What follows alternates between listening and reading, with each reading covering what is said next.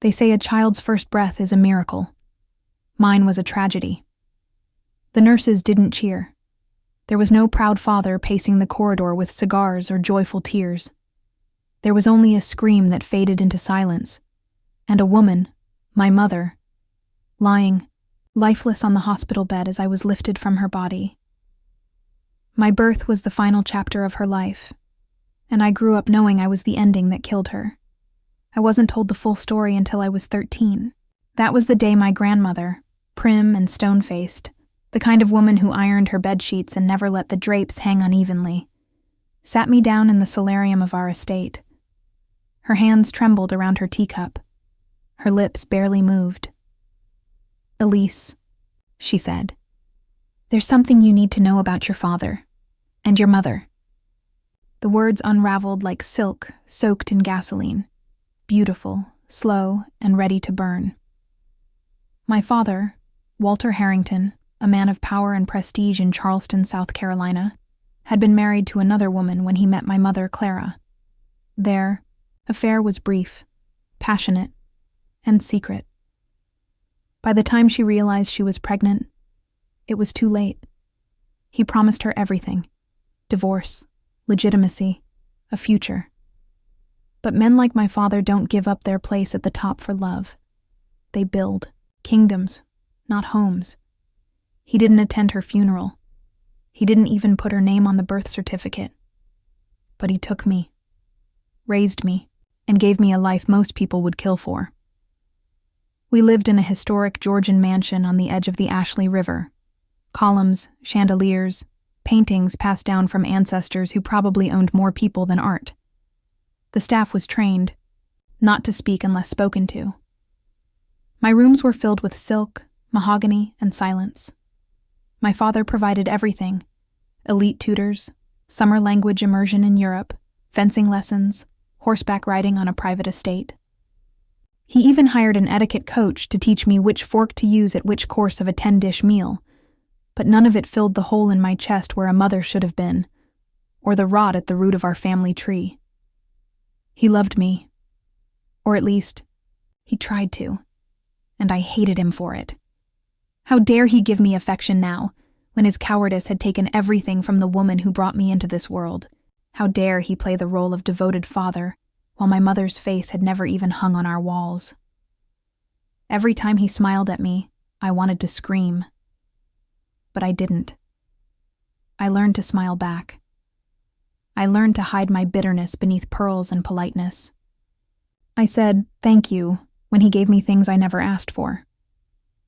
I gave the appearance of a perfect daughter, because in the world we lived in, perception was everything, and truth was a liability. On my 15th birthday, I wrote a letter to my mother and buried it beneath the magnolia tree in the garden. I told her I was sorry I survived, that I didn't understand why he was allowed to keep me when she wasn't even allowed to say goodbye. I pressed the letter between 2 rose petals and hoped, somehow, the dirt would deliver it. But letters never replace answers. Grief was my inheritance. Silence was my language, and that silence only deepened as I got older. By the time I was 26, I was the face of the Harrington Family Foundation, a woman praised for her poise, her elegance, her tragic backstory that made the society pages swoon. But behind the curated grace was a woman haunted by shadows. I spent most nights alone, curled up with books about women who lived louder lives: Frida Kahlo, Maya Angelou, even scandalous ones like Zelda Fitzgerald. Women who loved fiercely, broke rules, and didn't apologize for being too much. I envied them. I feared becoming nothing more than an echo in someone else's legacy. That's when I decided to open the gallery. It was called Clara. Just her name, in white serif on a matte black facade downtown. It was a non-profit space dedicated to emerging female artists, particularly those with complicated pasts. Women who'd survived abuse, abandonment, trauma. I told the press it was about empowerment. But really, it was the first time I'd ever claimed my mother out loud. She was no longer just a shadow. She was a banner. That's also where I met him, Adrian Wells. He wasn't supposed to be there. The event was invite only. Opening night of a new exhibition called Unfinished Women, featuring installations that depicted motherhood through the lens of loss and longing. But he stood near the back, dressed in a charcoal suit 2 seasons too old, looking like someone who didn't belong but refused to apologize for it. We made eye contact once. That was all it took. Later I would tell myself it was fate, that I recognized something familiar in his eyes. But now I know it wasn't fate. It was damage, echo meeting echo. He told me his story over wine at a nearby jazz bar. His parents had died in a fire when he was 16. He'd bounced between foster homes before scraping his way into an architecture program in Detroit, then dropping out when the money ran out. He said he loved buildings because they didn't lie. Everything's exposed eventually, he said. No matter how perfect the exterior, time shows you the cracks. I laughed. It was the first real laugh I'd had in years. I offered him a tour of the gallery the next morning, then coffee, then dinner. Within a week, I offered him the guest house on my family's property. Some people called it foolish, impulsive. But when you've grown up in a home full of silence, even the sound of someone breathing in the next room can feel like salvation. And that's what he became. My salvation. He helped me renovate the guest house himself, hands covered in paint and dirt but smiling the whole time. I told him I'd never met anyone like him. He told me that was the point. He didn't come from my world. He didn't want to. But slowly, he became a part of it. He turned my gallery into a nationally recognized space, introduced a digital design system that made it easier for donors to interact with upcoming artists.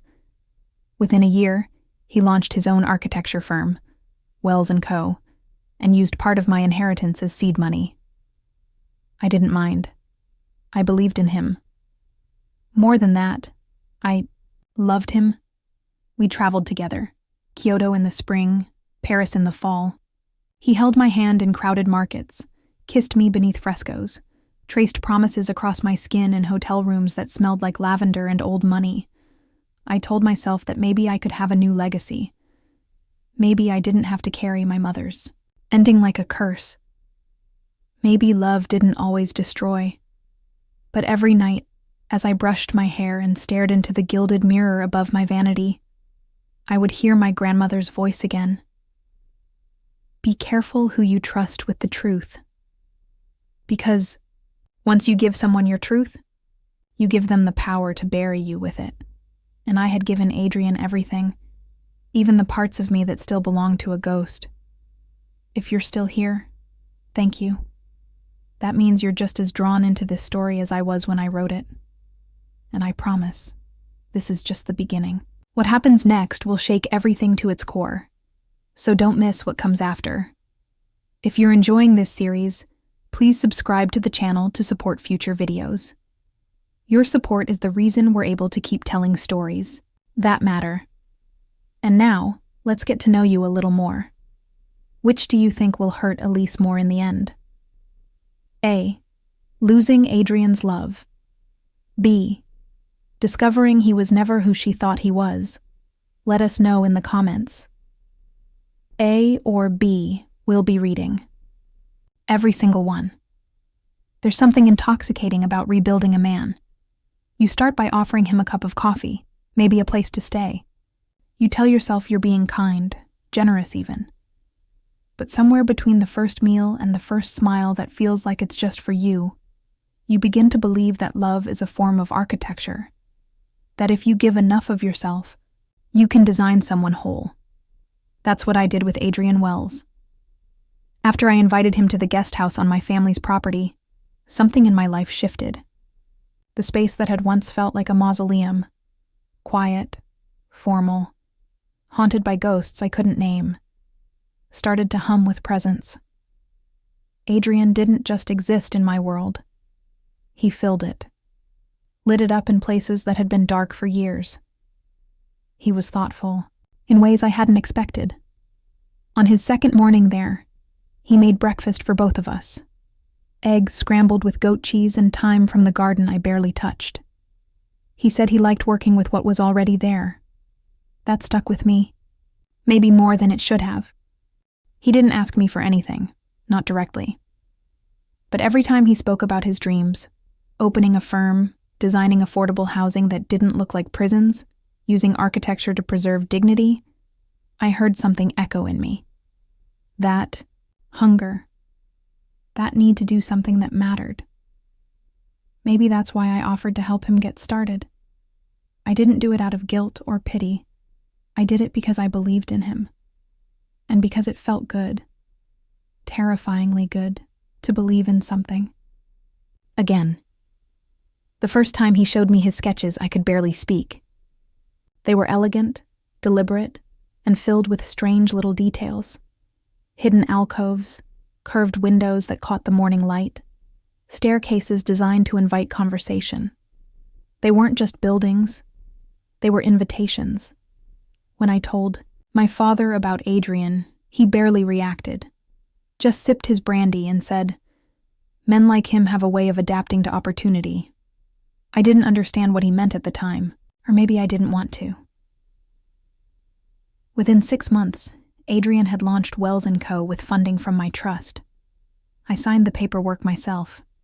I didn't need to run it through the board or check with an accountant. I trusted him. That trust became a foundation we built everything else on. Week by week, his success grew. He hired a team, opened a modest office space in the French Quarter. His name began appearing in local press, rising architect with a vision for inclusive design. He was invited to panels, charity events, interviews. Every time I saw his name next to mine on a donor plaque or gala list, I felt something close, to pride. But I also felt something else, something I couldn't name at first. It was distance. He started coming home later, not every night, just often enough to be noticeable. He blamed meetings, fundraisers, site visits. I believed him. Why wouldn't I? He was building something incredible. I'd seen it from the beginning. We still had our rituals. Sunday mornings were for fresh croissants and slow walks through the historic district. We'd hold hands, talk about nothing, peek into open houses we'd never buy. On quieter nights, he'd trace my spine with his fingertips and say things like, "You're the reason I made it out of that life. You saved me." And yet, no matter how deeply he said those words, part of me stayed afraid to believe them. The first time I told him I might want to be a mother one day, we were on a rooftop in Istanbul. The wind was soft, the sky bruised with sunset, and he had just kissed my shoulder like it was sacred. "I don't want to be alone when I die," I said, too quietly. He turned to me, eyebrows furrowed. "You won't be." "That's not what I mean. I don't know. Leave something behind. A child. Maybe." He kissed me again. Slower this time. "Whatever you want. When you're ready." But the truth was, I wasn't sure I'd ever be ready. My mother had died bringing me into the world. That thought wasn't just a fear. It was a curse. An omen I carried in the marrow of my bones. I researched everything. Genetics, delivery risks, uterine rupture. I went to doctors, asked for tests, ran my hands over my own stomach, and wondered what it would mean to carry a life inside something that had always felt like a tomb. Adrian said he understood. He always said the right things, but he didn't ask questions. He never pressed. And sometimes, that silence felt less like kindness and more like indifference in disguise. Still, I convinced myself we were building something real. I invited him to Florence with me for a summer residency I was sponsoring. He declined, citing a packed project timeline. That was the first time I traveled alone since we'd met. And in Florence, walking through the shadows of old cathedrals and empty cobbled alleys, I felt something I hadn't felt in years. Solitude that wasn't painful. I I started painting again. Not portraits or curated commissions. Just raw, abstract, emotion. I didn't realize it at the time, but every canvas was a warning, a scream I hadn't let out yet. When I returned to Charleston, Adrian met me at the airport with flowers, white hydrangeas, my favorite. He spun me around like we were in a movie. I let myself believe in that moment. I let myself want. That night, we made love like it was the first time all over again. I remember every breath, every whisper, and in the weeks that followed, when I started feeling strange, lightheaded, nauseous, tired beyond reason, I didn't let myself connect the dots. Not until the test came back positive. Pregnant. The word hit me like a car crash in slow motion. It wasn't joy or panic. It was both. A tidal wave of every emotion I had buried since I first learned what my birth had cost. I waited 3 days to tell Adrian. I rehearsed the conversation in the mirror. I imagined him smiling, lifting me off the floor, kissing my stomach. I also imagined him retreating, cold, practical, the man who lived in spreadsheets and structural drafts. I didn't know which version I'd get. But when I finally told him, he was quiet for too long. Then he kissed my forehead. "We'll figure it out," he said. Together. That night, I cried into his shirt while he held me. I told myself this was what love looked like. Uncertainty, wrapped in warmth. I wanted so badly to believe it, but deep down, something didn't feel right. He became more distant after that. He said it was the firm. New clients, more pressure. He started missing dinners, leaving early, coming home late. I chalked it up to nerves. Maybe he was scared too. Maybe he just needed time. And then, one night, the cramping started. It was sharp and sudden, like something inside me was being ripped away. I called his phone. No answer. I called again. Voicemail. Again. Nothing. I called the housekeeper to drive me, but she wasn't home.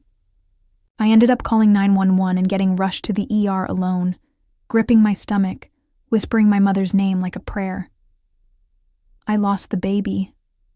I don't remember much after that, just the cold fluorescent lights, the nurse's soft apologies, the sound of the monitor beeping a rhythm that no longer meant anything.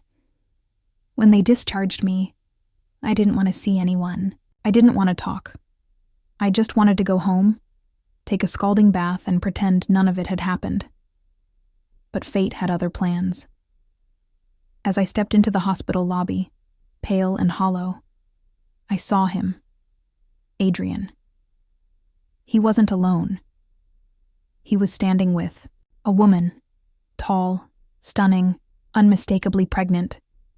Her hands rested on her belly with the familiarity of love, and his arms were around her. They weren't just hugging.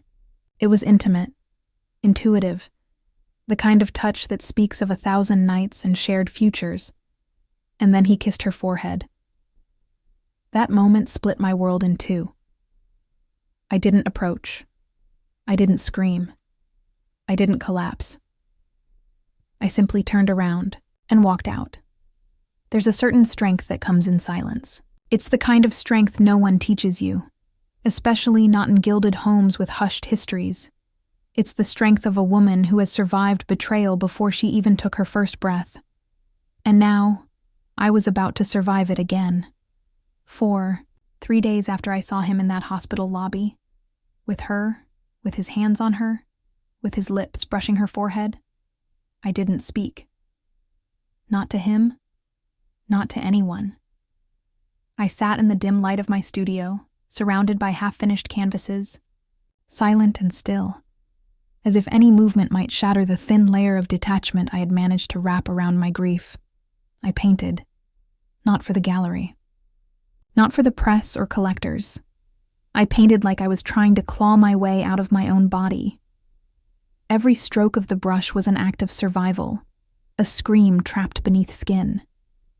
I worked until my fingers bled, until my knees ached from standing. Too long. I didn't eat. I didn't sleep. I just existed. And when I was done, a single word came to mind. Inheritance. That's what I titled the series. 12 large-scale canvases. Abstract but unmistakably raw. Pain became texture. Silence became color. And grief? Grief became a language I finally allowed myself to speak fluently. No one knew what had happened. No one knew I had been pregnant. Or that I had lost the baby.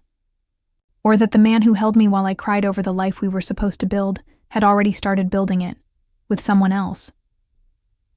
But I wasn't ready to burn it all down. Not yet. I needed to understand first. I needed the truth. Every unspoken word, every hidden message, every lie he'd fed me wrapped in tenderness. So I did what any woman raised in a house of secrets would do. I hired someone to find his. His name was Jonas. Discreet, experienced, loyal to a fault. He didn't ask why I needed the information. He just nodded, took the photos I handed him and said, "You'll have everything in a week." And he did. The woman's name was Zoe Carrington, 24 years old, hired as Adrian's assistant 8 months earlier. Background in design, interned briefly at a boutique firm in Atlanta. Smart, ambitious, beautiful. The kind of woman who didn't have to beg for attention. She simply received it. The photos told the rest of the story. Zoe at Adrian's office. Late at night, leaning over his desk with fingers brushing his. Zoe climbing into the passenger seat of his car. Zoe leaving the downtown loft I didn't know he leased. Zoe walking hand in hand with him through an upscale prenatal clinic. Zoe, smiling as he kissed her growing belly. The betrayal was total. It wasn't just emotional, it was architectural. Every word, every promise, every moment we shared had been framed within a blueprint of lies. He hadn't just betrayed me. He had built an entire second life using the tools I gave him, and yet I didn't confront him. Not immediately. I played my role with the same precision my grandmother once taught me. Perfect posture, soft voice, polite laughter at the right moments. Adrian had no idea I knew. He still kissed my cheek in the morning, still texted during the day, still told me he loved me at night. He had no idea that each touch was a blade pressed just shy of the skin. I think part of me wanted to give him time, to see if he would tell me on his own, to see if he would, for once, choose honesty. He didn't. The night he told me he'd be working late, I felt something inside me shift. Not anger, not heartbreak. Resolve. I followed him. The maternity ward at St. Michael's was quieter than I expected. Warm lights, hushed voices, a waiting room filled with flowers and exhausted families. I watched from behind a row of chairs as he walked down the hallway with purpose. I already knew where he was going. Zoe had gone into labor 2 days early. I saw him enter the room at the end of the hall. I saw her face light up when he appeared. And then I saw him hold the child. His child. He looked at that baby like it was the culmination of everything he had ever wanted. Like he had finally arrived at something pure. That was when I stepped into the doorway. He turned. His face drained of color. "Elise," he started. I raised my hand. Calm, measured, controlled. "Congratulations," I said. There was no anger in my voice, no venom, just finality. I turned and walked away before he could say another word. By the time I arrived home, my father was already waiting for me. He didn't speak. He simply handed me a manila envelope. Inside were divorce papers, asset protection documents, legal strategies. My father had seen the signs long before I was ready to. He had prepared for this moment with the precision of a man who had once lost everything to love and vowed never to do it again. I didn't want to interfere, he said, but I wasn't going to let him destroy you. It was the closest thing to an apology I would ever get from him. And somehow, it was enough. I signed the papers that night. The next week, the story broke. Photos, emails, financial records. Jonas had uncovered more than I asked for, just enough to leave Adrian professionally and publicly undone. Investors pulled out of his firm. Clients canceled contracts. Lawsuits surfaced. Allegations of misused funds. Zoe, angry and abandoned. In the wake of her delivery, leaked text messages to the press. It was over within days. Wells & Co. collapsed. And Adrian? He disappeared into the dust of his own destruction. I didn't speak his name again. I poured myself into Clara, my gallery, my sanctuary. Inheritance debuted to sold-out showings. Critics called it a blistering visual reckoning of grief and betrayal. But for me, it was simpler than that. It was freedom, the kind I hadn't known I needed. It's strange how quiet peace can feel after chaos, like standing in the center of a storm's aftermath, everything wrecked, but the sky finally clear. Didn't expect to feel whole. I didn't expect to feel anything, but I felt ready to begin again. And that, I realized, was what none of them could take from me. Not my father, not Adrian, not even the ghost of the woman I lost before I ever knew her. I still had my voice, and I was finally ready to use it. There's a certain poetry in vengeance when it's not screamed but whispered. I didn't burn his suits. I didn't throw his things into the street or scream into the wind. I didn't send angry messages or leave cryptic posts for the world to see. No. I did what women like my grandmother taught me to do. I smiled, I waited, and I destroyed, quietly. After the papers were signed and the scandal hit, Adrian disappeared into shadows of his own making. His firm collapsed overnight. Every headline bled the truth I never had to speak aloud. Betrayal, fraud, infidelity, collapse. I didn't have to tell the world he broke me. He proved it himself, but I didn't watch him fall for pleasure. Not exactly. I watched because it mattered that this time the woman wasn't the one who lost everything. I had learned from my father's sins, from my mother's death, from every moment I stayed silent when I should have screamed. And now, I had rewritten the ending. But revenge wasn't the only thing I was after. I wanted peace. The kind that doesn't come wrapped in justice or fury, but in something simpler. Clarity. I spent most mornings in the gallery, alone before opening hours, walking through the latest installations and letting my fingertips skim the edge of each frame. We had recently featured a series by a young Haitian-American sculptor who worked with reclaimed metal, twisted, rusted fragments turned into stunning, visceral shapes. Her exhibit was called Broken Doesn't Mean Gone. I sat beneath her largest piece for hours some days, just breathing. That was how I began to rebuild, not just myself, but a space for others who'd been broken in the quiet ways the world doesn't always see. I expanded the gallery's mission. We opened our doors not just to artists, but to women with stories. Survivors of emotional abuse, financial manipulation, abandonment. Not everyone could paint, but everyone could speak. Every Thursday evening, after the gallery closed, I lit candles and poured wine and opened a circle for women who had been silenced. We called it the Vault. They came from everywhere. Bankers, teachers, bartenders, single mothers, retirees. Some were still in love with the men who broke them. Some had never told a soul what had happened. But here, beneath the dim lights and soft music, we held space for each other. I didn't tell them my story right away. I didn't have to. They saw it in my eyes, heard it in the way I asked questions gently. how I leaned forward when they spoke, how I knew the exact moment to offer a tissue or just sit in silence. One woman, Lena, told us how her fiancé drained her savings while pretending to plan their wedding. Another, Kendra, had raised a child alone, while the father moved 3 states away and married someone else without ever telling her. Every story added another thread to a tapestry I didn't know I was weaving. It reminded me that pain doesn't isolate us. It links us. And sometimes, surviving is a louder rebellion than revenge. Still, there was one final act I had been saving.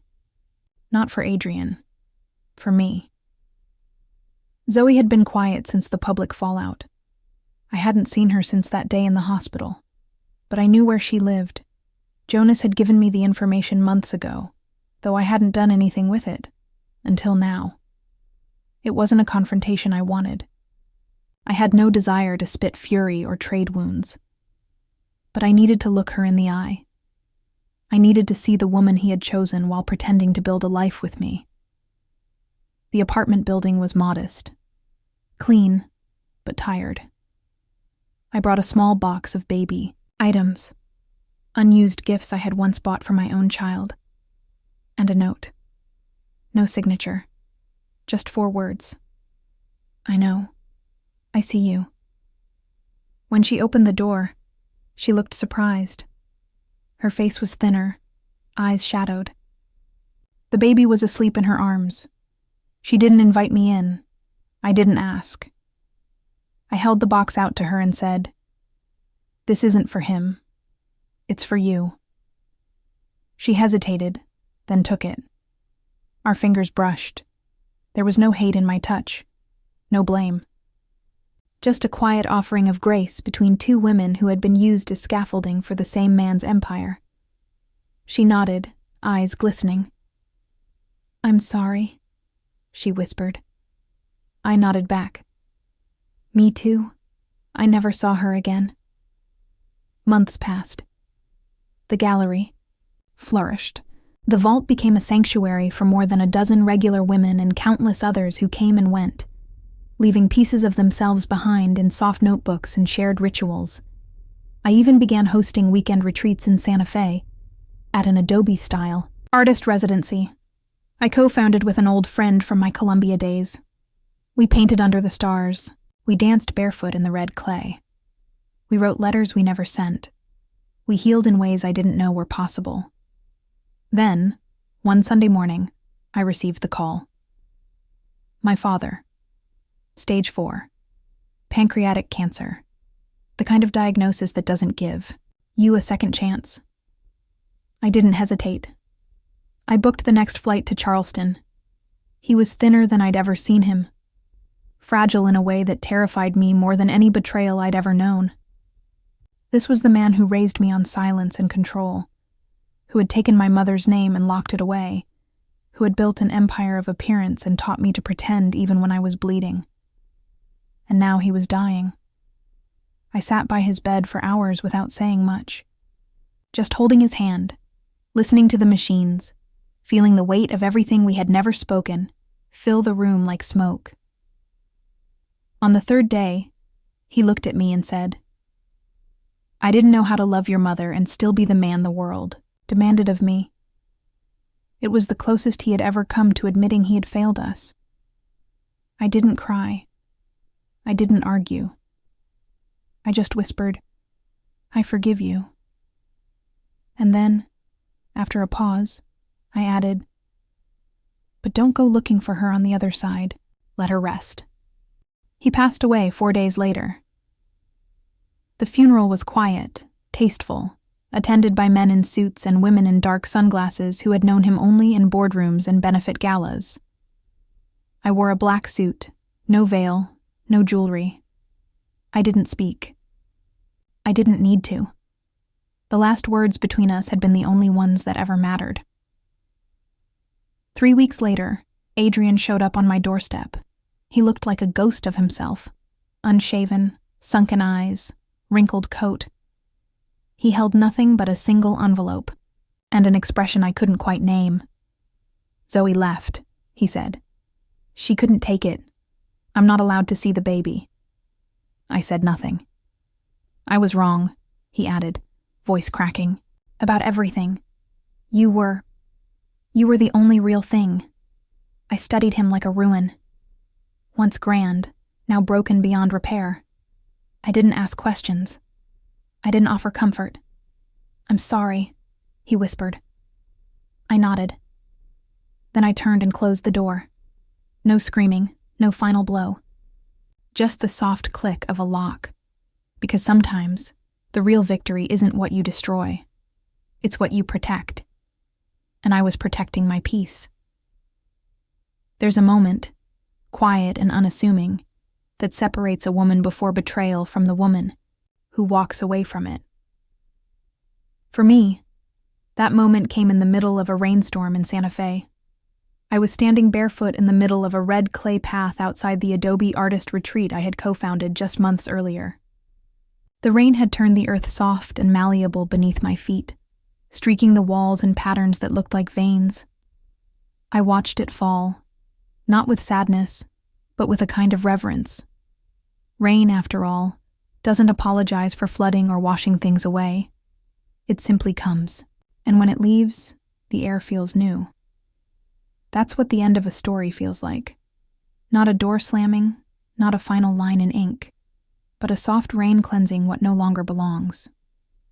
I hadn't planned to start a life in New Mexico, but after Charleston, after the funeral, after Adrian's last attempt at redemption, I needed air that didn't taste like memory.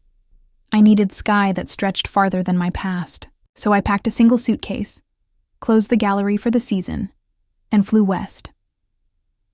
What began as a sabbatical slowly became something more permanent. The land was different here, wilder, less curated. The colors weren't soft like Charleston's, blush pinks and dove grays. They were bold and unapologetic. Terracotta, sage, cobalt, rust. Even the sunsets felt louder, as if the universe had decided to stop whispering and finally tell the truth. At first, I lived in one of the artist cabins, a small one-room space with cracked windows and mismatched furniture. I didn't fix any of it. I didn't decorate. I let the imperfection breathe. That's where I began writing. Not journals, not memoirs, just letters. Dozens of them. Some to my mother, some to my unborn child, a few to Adrian that I never sent. One, unexpectedly, to my father. But most were to myself. Versions of me that had lived and died over the years, each one deserving a goodbye. I kept them in a tin box beneath the floorboards, like secrets I wasn't ready to part with, but also couldn't keep carrying. By the spring, we had a waiting list for residency spots. Women artists, writers, survivors from across the country applied to spend time at the retreat. Some stayed a weekend, some stayed months. The only requirement? They had to leave a piece behind, not of their work, but of their truth. A letter, a painting, a sculpture. Something born not for sale, but for closure. We called the final exhibit Unwritten Futures. It lived in the main room of the retreat, a rotating collection of offerings. No names, no labels. Just raw, aching beauty. And somehow, that space began to heal something in me that therapy, revenge, or even justice never could.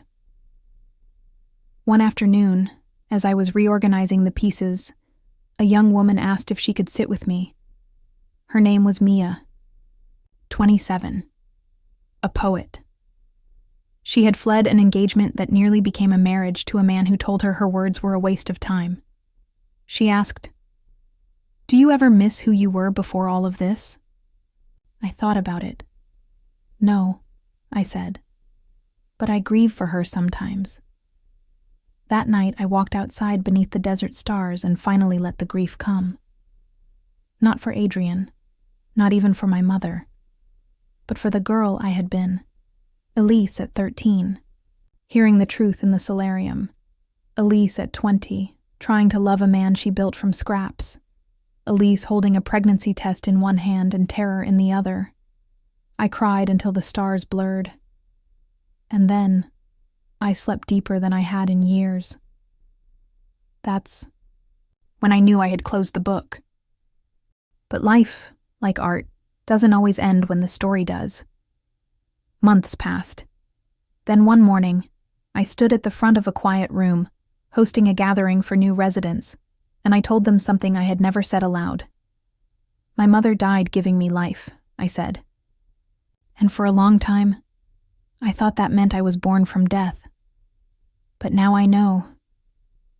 I was born from sacrifice, from love, from the kind of strength I didn't understand until I had to find it for myself. A woman asked what I thought happened. After we die, I paused. I think we become the stories we've left behind.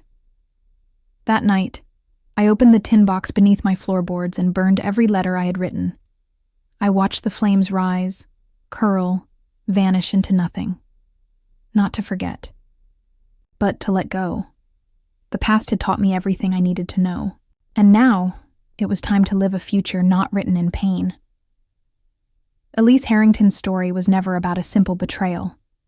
It was about the kind of damage that is passed down like heirlooms, quietly, almost invisibly, from one generation to the next. It began with a lie before her birth, when her father, a powerful and married man, abandoned her mother in the shadows of secrecy. That legacy, the price of silence, shaped the woman Elise would become. Careful, composed, quietly aching for something more. As a child, she grew up in a mansion that looked like paradise to outsiders, but was built on secrets, grief, and ghosts. Her mother's name wasn't spoken. Her father's love was real, perhaps, but always stained by guilt and the absence of truth. Elise learned early that appearances mattered more than answers, that keeping the peace was more important than making peace. Then came Adrian Wells, a stranger she invited into her world, into her home, and ultimately into her heart. With him, she saw an opportunity to heal, to rewrite the ending her mother never got. She gave him everything: her trust, her wealth, her love, her future. In return, he gave her temporary warmth, polished lies, and a heartbreak so complete it stripped her down to her bones. When Elise lost the child she had never dared to hope for, it was not just a physical loss. It was a rupture of legacy. She had feared becoming her mother, and in many ways, that fear had been realized. But the difference was this: Elise survived, and she rose. She discovered the affair. She faced the truth. And then she did something unexpected. She didn't destroy him in a blaze of fury. She dismantled him in silence, legally, strategically, calmly. She reclaimed everything he tried to build on the foundation of her love. But Elise's power wasn't in revenge.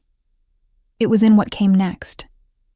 She turned her grief into art, her heartbreak into a sanctuary, her pain into a voice for others. Through her gallery and her retreat in Santa Fe, she created a space for women to heal in ways she never had the chance to when she was the girl sitting beneath a magnolia tree, burying a letter to a mother who never got to say goodbye. She forgave her father, not because he deserved it, but because she no longer needed the burden. She chose peace over bitterness. And when Adrian came crawling back, she did not scream, beg, or explain. She simply walked away. That was the moment she became more than a survivor. She became free. Elise's journey is a reminder that healing does not always look like triumph. Sometimes it looks like solitude. Sometimes it looks like walking away without turning around. Sometimes it looks like starting over with nothing but your name and your truth. The lesson? You don't need to win to walk away whole.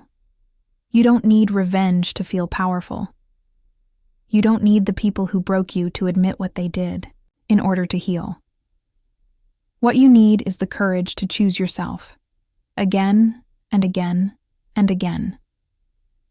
In today's world, It's easy to be told that strength looks like endurance, like staying, like fighting until there's nothing left. But Elise's story shows us that strength can also be softness. It can be stillness. It can be the grace of letting go. Whether you've been betrayed, silenced, or simply broken by a world that asked too much of you, remember, your story doesn't end there. You get to decide where the next chapter begins. And sometimes, the most radical act of love is the one you give yourself.